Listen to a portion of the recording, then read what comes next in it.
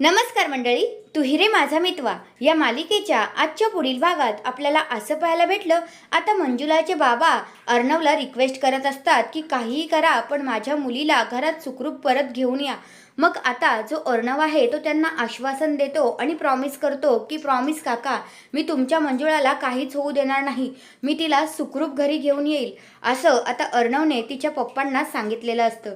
दुसऱ्या बाजूला ईश्वरीला विचार पडलेला असतो की इतक्या कमी वेळात कसं काही कळलं की मंजुळा आपल्याला सगळं काही सांगते. त्या किडनॅपर्स लोकांना कसं कळलं मंजुळा आपल्याला सगळी डिटेल सांगून गेली आहे, कुणी केलं असेल हे, असं ईश्वरीला आता प्रश्न पडलेला असतो. मात्र मामीची घाबरगुंडी उडालेली असते, त्यांना काहीच कळत नसतं. पण ईश्वरी आता ऐकणार नाही, तर या सगळ्याच्या मुळाशी ती जाणारच आहे.